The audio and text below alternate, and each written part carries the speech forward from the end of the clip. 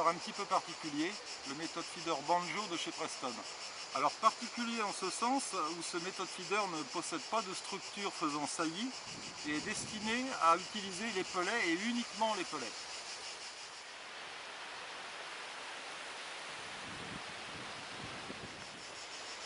Concernant la gamme des méthodes feeder Banjo, vous pourrez faire face à toutes les situations.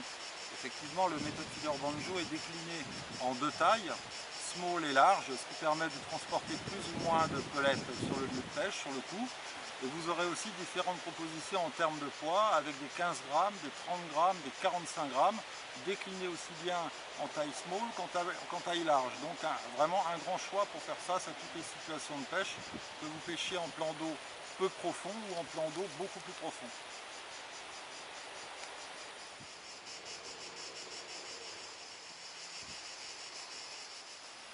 Alors concernant le montage des méthodes feeder Banjo, rien de plus simple.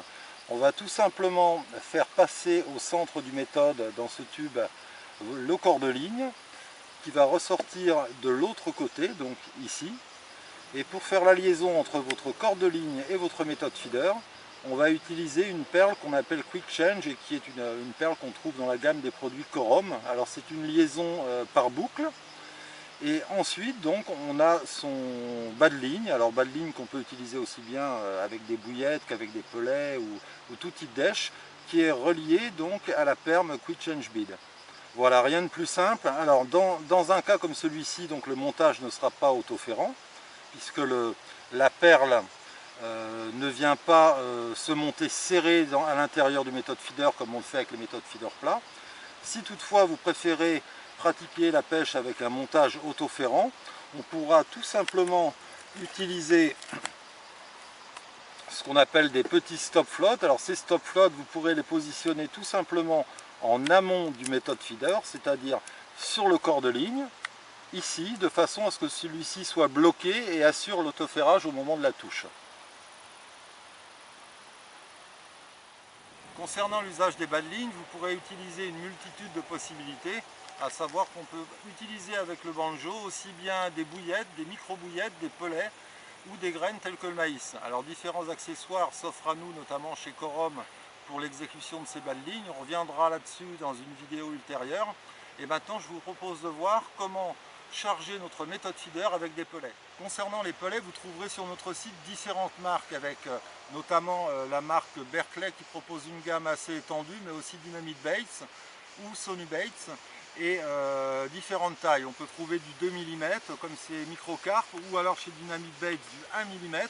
Alors à savoir évidemment que les temps de trempage selon les tailles des pellets seront variables, et je dirais que si on s'entend en règle générale à utiliser un temps de 1 minute par millimètre de pellet, à savoir qu'un pellet de 3 mm trempera 3 minutes, ça reste une base assez aléatoire tout de même, et il vaut mieux se fier à son expérience personnelle après l'utilisation des produits.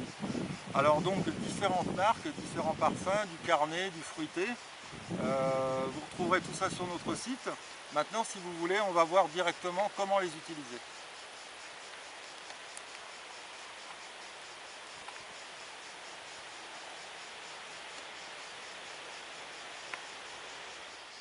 Alors concernant la préparation des pellets, rien de plus simple. Prenez vos pellets, versez-en dans une boîte.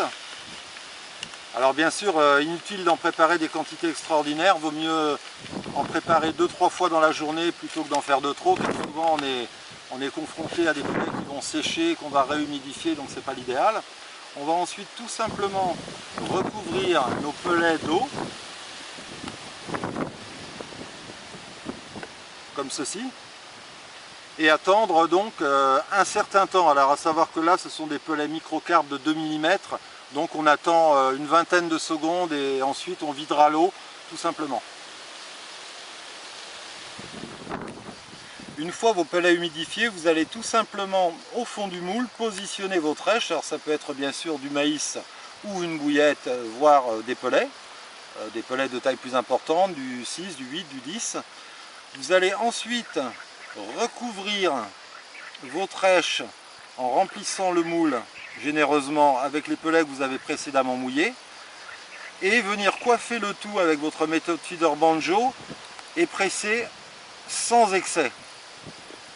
Reste ensuite à démouler grâce à la touche qui est située derrière le moule et extraire le méthode feeder qui va tout simplement être rempli tout à fait correctement, calibré avec votre èche, la bouillette ici en l'occurrence, qui est noyée donc à l'intérieur des micro-pellets. Alors l'intérêt, si vous voulez, c'est que lorsque votre méthode feeder va être au fond de l'eau, les micro-pellets vont se désagréger tout doucement et votre bouillette va se retrouver au milieu du plateau, prêt à être servi à nos amis les carpes.